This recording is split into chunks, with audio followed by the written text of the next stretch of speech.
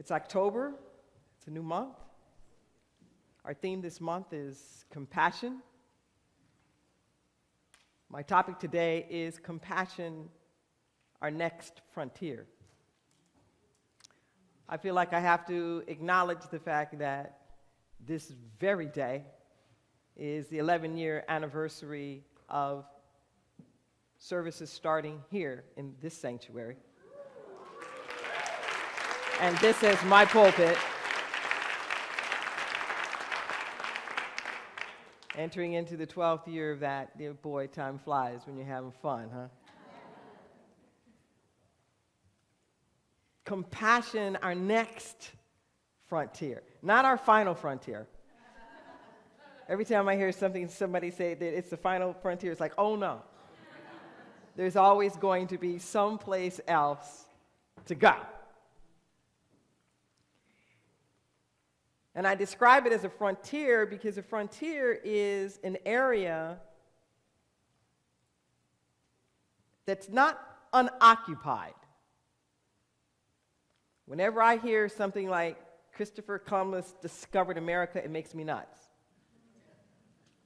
It's like, how can you discover something if people are already living there? It's just new to you. But you didn't discover it. So a frontier is just territory that's new to you. Doesn't mean that it's nobody's in there. You just don't know about it enough. And that a frontier that more of us need to go into, an area that has not been explored by as many of us as should explore it, is compassion.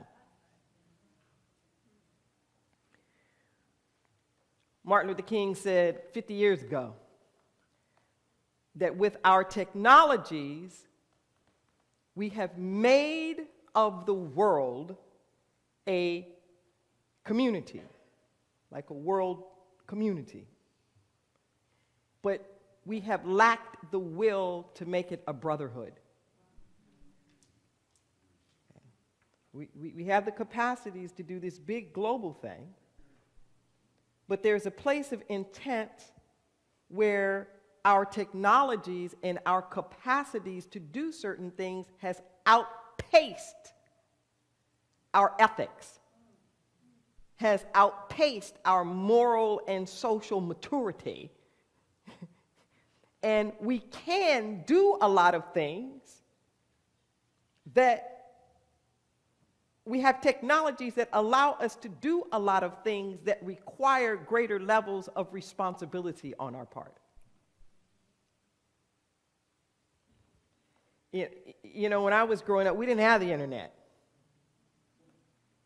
You couldn't take your dirty laundry, put it on a site and press send, and send it out to a whole bunch of folks at once before you had a chance to think about it.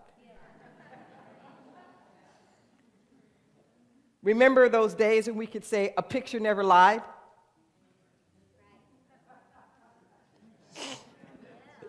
You know? Yeah. Now there's Photoshop, and you can make anything look like anything. You don't even know what you're looking at. You know, half the time. I looked up in my Spirit dictionary these downloads that come. The volumes 1 and 2, The Sacred Yes, Your Deepest Intent, are from the Letters from the Infinite series. And there's a lot of materials, the vast majority of the materials actually isn't published yet. And there are these definitions that have been coming, that I've been collecting, that will get published. And I looked up the definition of compassion. And I always say that they describe these spiritual qualities as an energetic convergence in space. They don't describe the spiritual qualities as entities or specific things that are out there that you have to go get. They describe them as energetic places where we live, as places in consciousness. That there's something that we have to bring to the table in order for us to see what's already there. Kind of like that frontier thing. It's already there, you just don't know it till you arrive and investigate it. So that these spiritual qualities are here, they're part of us, but we don't know it because we're not paying enough attention and we're not bringing what we need to bring to the table. And it said that compassion is where your empathy manifests in my oneness. Where your empathy is that ability to be able to feel or understand something that's going on with somebody else. Empathy. That ability to be able to understand it or to feel it. And what's more, and I like this definition, is that empathy has to manifest in some kind of way. That when people are accused sometimes of lacking compassion, we think that people are saying that we lack the love, or we lack the feeling, or we don't care. But most of the time, when there's an accusation that the compassion is lacking, it's saying there's nothing backing up all that concern. I know in the black church we used to say, don't tell me how much you love me, show me how much you care. Don't tell me how much you love me, show me how much you care. That it really doesn't translate to compassion until this empathy manifests in some kind of way. What are you doing with this awareness that you have? What are you doing with it? Is it manifesting in some kind of way? And I want you to catch this. Is it manifesting in some kind of way that promotes and demonstrates and ties into our oneness? To our oneness.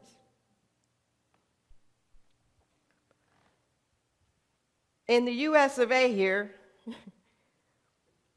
we have come to think of compassion not as empathy, but as sympathy that we have for people less off than we are.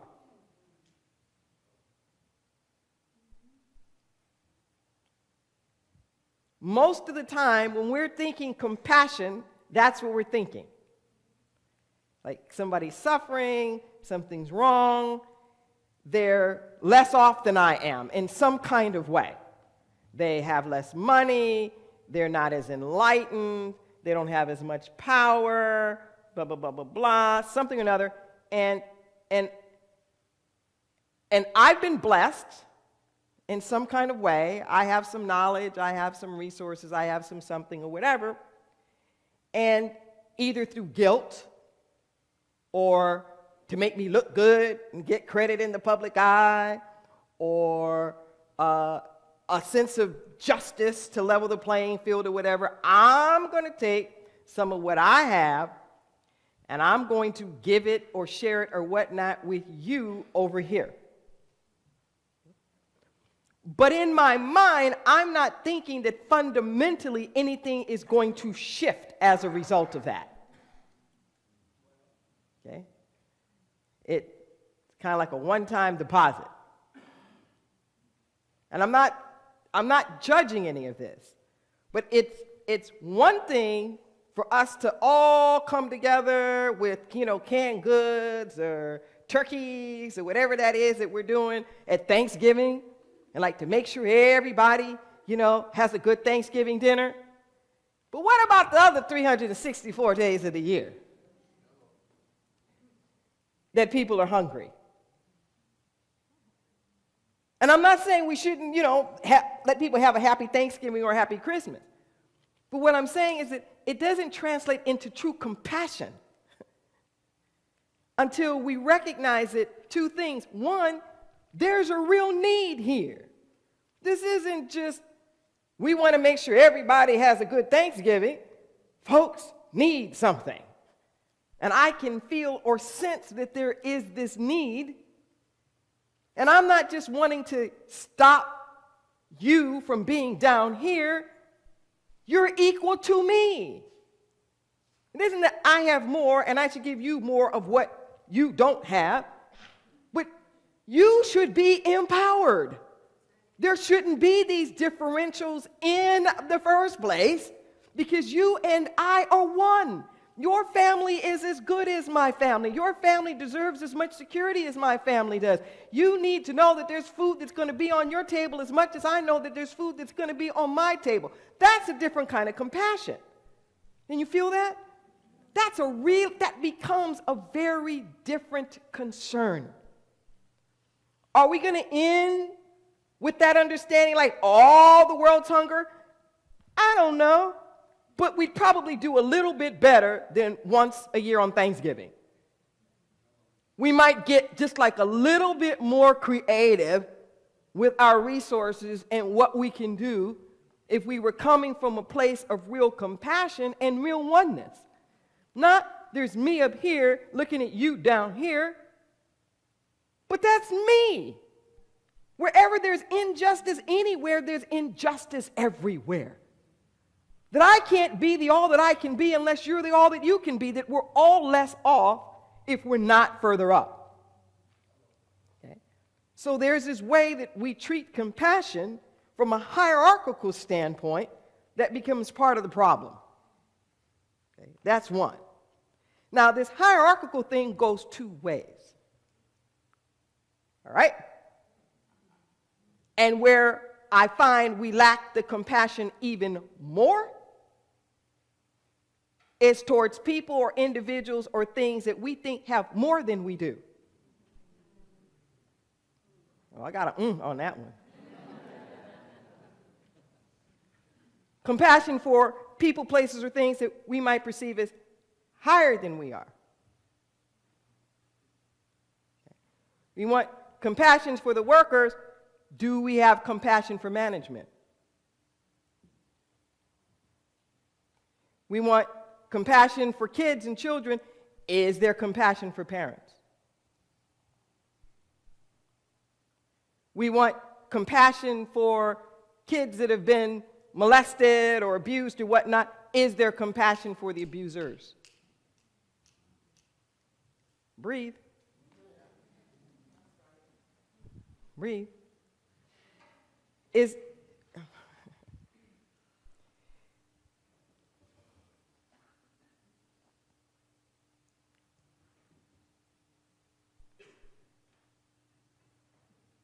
It is done unto us as we believe.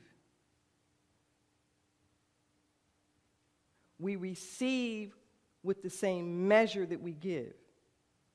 And this isn't just about dollar amounts. It's the way in which it happens.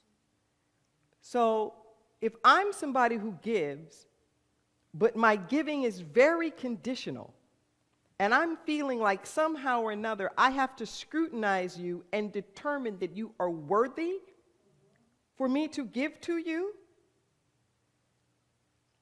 then that's the consciousness that I'm going to carry about myself. I won't be able to receive freely because I'm going to think that everybody's asking the question, am I worthy? That way that I'm seeing everybody else, that's what I'm going to thinking that people are thinking about me.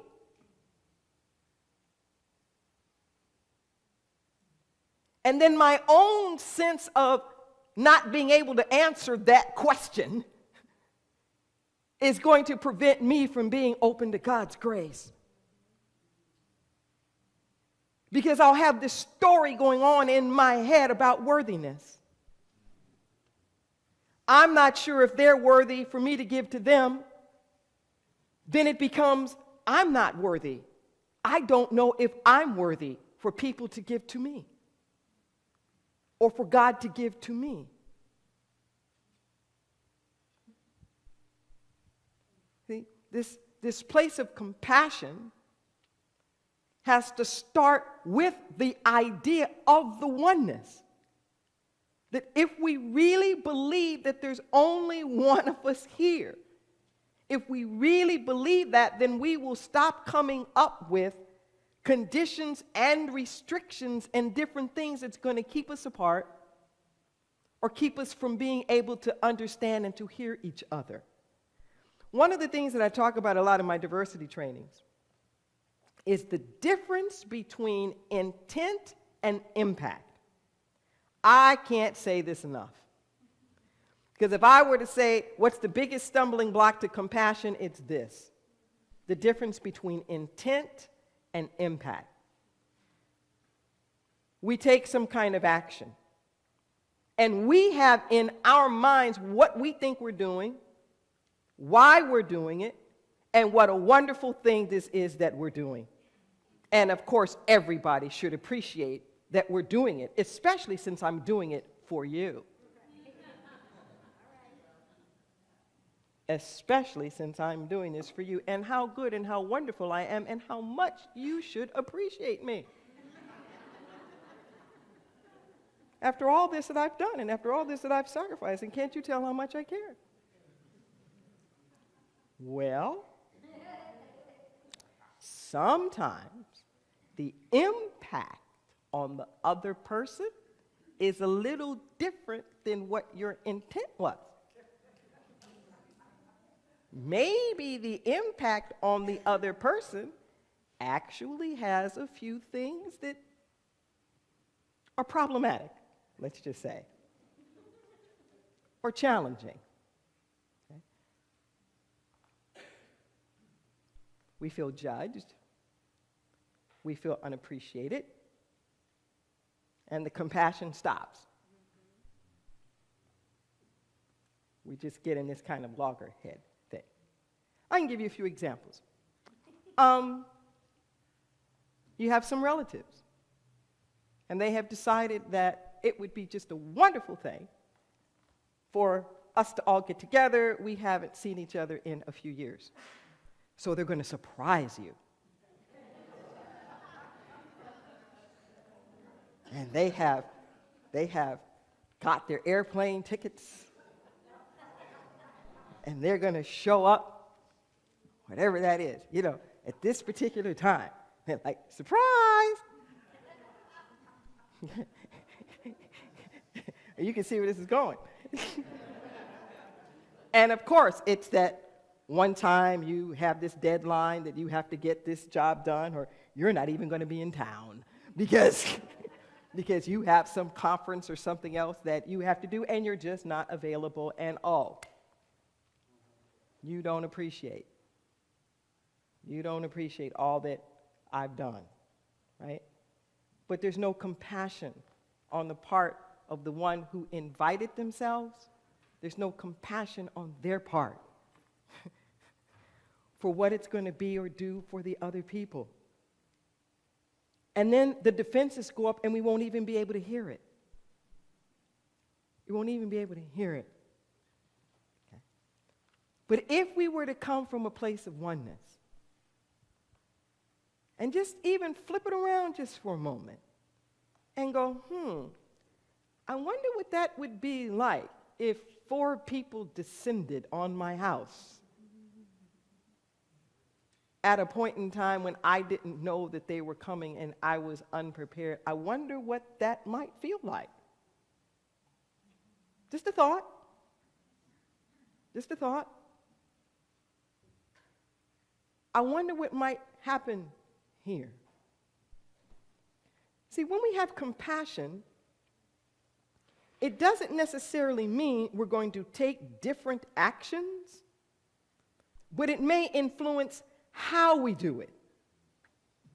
If I'm in a parental situation and I'm saying, no, you can't go to this thing, or no, this isn't going to go down that way. No.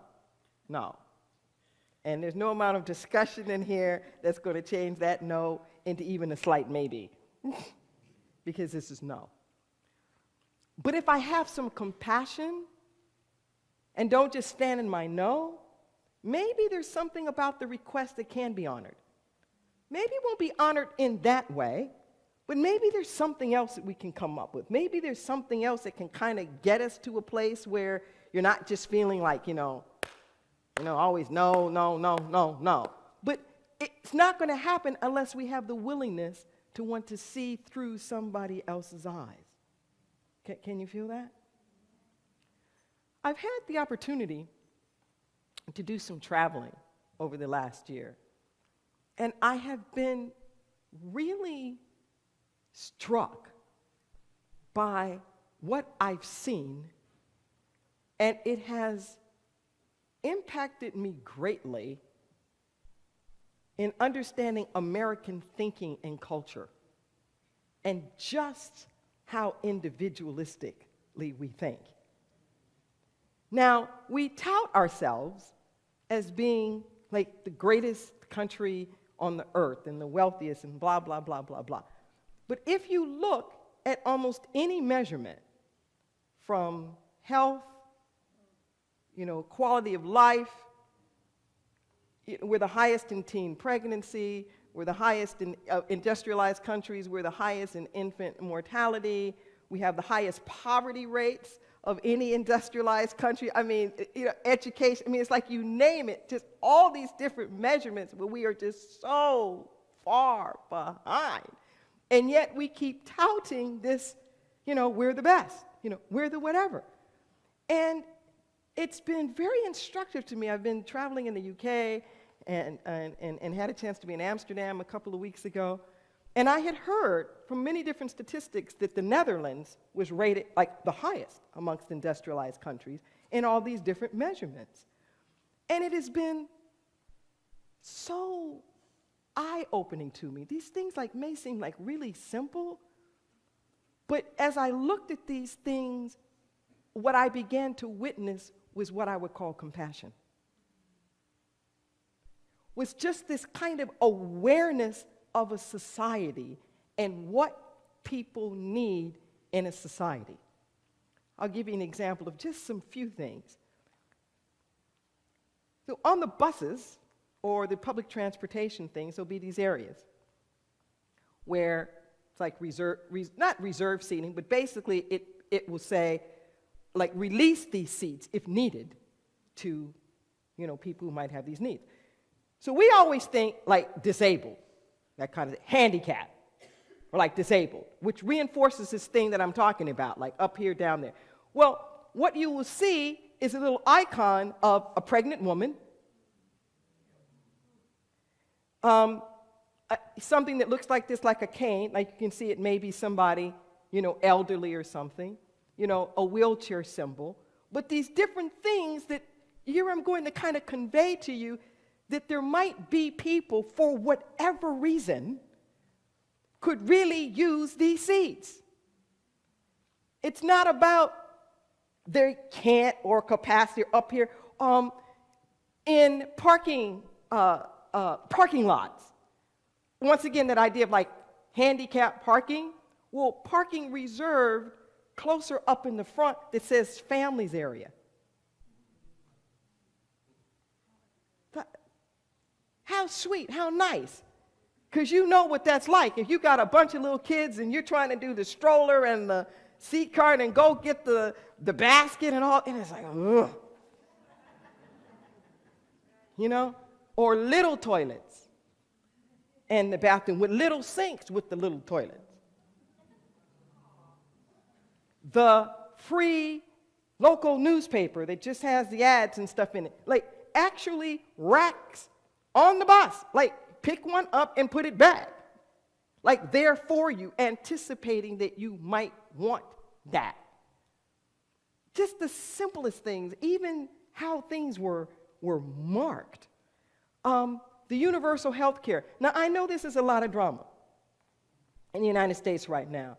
And what I'm saying is not political in that sense of this plan versus that plan. That's not what I'm talking about. But when we get to the point with the oneness, where we realize that there are certain human rights, we keep arguing about health care. The issue isn't health care. The issue is health. Health is the human right. We've made the right around health care, and then we make health care about what to do when you're sick. But the human right is health. Do you feel that? Health. And what does it take for us to be healthy? That's the human right, not the health care. Can you imagine it? And to be in these countries where that's just assumed. Where there's no drama. You need glasses, you go get glasses. You need this, you go get that. But where, once again, we create these hierarchies here, which then makes us lack compassion. Then we have to go to the do you deserve it? Do you deserve glasses? You know, what have you done to deserve a pair of glasses? I'm really serious. And what a different world it becomes. That's why I call it compassion, the new frontier. The new frontier. What kind of world can we create here? What would happen if we really thought everybody mattered? What would we do here if we had some kind of sense of responsibility and understanding the impact? I know that my sense of environmental awareness gets heightened and heightened and heightened as I have more compassion for the earth. As I start to feel a greater oneness, and that sense, not that, there's us and then there's the planet and these resources that are there for us to do whatever it is that we want to do with it, but that there's only one of us here. There's only one of us here. That's it. It's not us and the planet. That if we look at our chemistry, the stuff that's in us chemically, the elements in us is the same elements we find in the planet. As I've said over and over again, DNA-wise, we're over 99% banana.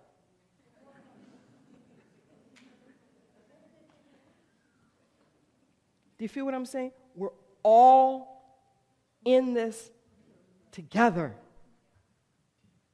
We're all in it together. So it makes me think more about what I put in the water. It makes me think more about what I put in the air. You get what I'm saying? It's like it makes me think more because it isn't just what other people are going to do, but the planet herself. Like what does she need? What is that place of compassion? How are we one here? How is what I'm doing manifesting that? Sometimes I just do this kind of role-playing game. And I'll even do it with God. I'll do it with spiritual qualities, and I'll just ask myself, what does love want here? What would make love delight? What would make music delight right now? What would make beauty delight? Like if I were beauty, what would I want out this group? If I was joy, what would I want to see happen in this community? You know, if I was power and prosperity, how would I want to be embraced? What would I want people to be saying about me? And I tell you, this way of looking at the world from the eyes of oneness will so turn your life around. And you won't be operating from guilt. You won't be operating from need. You won't be operating from judgment or blame. You will be operating from a place of good pleasure or will. Do you know what it's like when you're around your friends or you're around people that you like? It's not burdensome, is it? There's a joy that's in it. We can have a joy about being together. We can have a joy about all of it if there's anything in us that is just willing to be a little bit compassionate, and especially with ourselves. Be compassionate with your own self. Be compassionate. We just sang this song, I Need You. And I think Hezekiah Walker created that one. I'm not exactly sure. I won't hurt you with words from my mouth. You know, we just sang that. What if you sang that to yourself in the mirror? I won't hurt you with words from my mouth. The biggest hurt to us is what we say about ourselves, to ourselves. And we're looking for compassion from other people. I talk about this from time to time. People will tell me, it's so much easier for me to pray for other people than it is for myself. And I say, well, make yourself somebody else. If it's easier for you to pray for somebody else than it is to pray for you, then make you somebody else. I'm really serious. All your prayers don't have to be in first person. You know, I am this or I am that. It's okay. Look in the mirror. Say, you're happy. You're healthy. You're whole. Things are working together for you. You're listening to your own self-talk. And when I can't get there at all, I pray pure third party. I pray for Deborah. Or I pray for Reverend Deborah. I still get the blessing of it. But I'll pray for her compassion, her insight, her leadership, her self-forgiveness. Can you feel that? I know that Reverend Deborah is this, and I can sense this, and the future, and the blah, blah, blah, blah, blah, blah, blah. And as I'm doing that prayer, I start to feel it. It's like, yeah, that's right. That's right. That's right. Mm-hmm. I get in there with it. Are you with me? So if you have to make yourself somebody else, make yourself somebody else. Say, well, you know, I'm the only one here. I don't feel like cooking. Okay, so what would I do if it was somebody else showing up in the door that wasn't me? Would you cook for them? Yes. Okay. Well, you're somebody who just showed up in the door.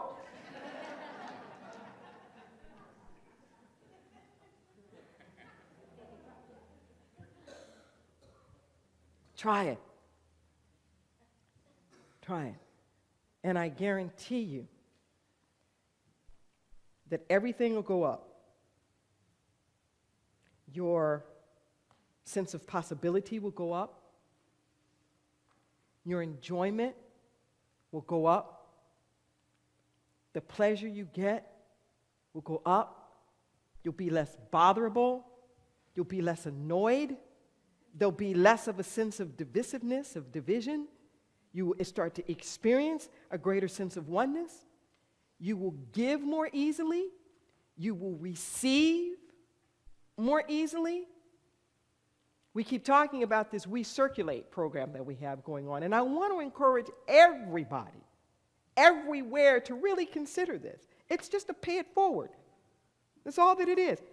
We call it See, Thank, Share, of just noticing the wonderful things that are coming your way, giving thanks for it, and finding some kind of way to pass it on as an act of compassion. Not a guilt tax on all the good you got, but to say there's enough. This wonderful thing has come my way. I'm empowered. Let me share it. Let me share it. And that act of compassion, as you give freely, you open yourself up to receive freely. That's what I know. It's worth it. Bottom line, this place of compassion just isn't about them and do they deserve it. It cultivates your spiritual power. It unleashes the giant within you. Yes, it lifts other people up, but it lifts everybody up. Sometimes we question if we can afford to be compassionate. You can't afford not to be. You can't afford not to be. Personally, globally, no kind of way.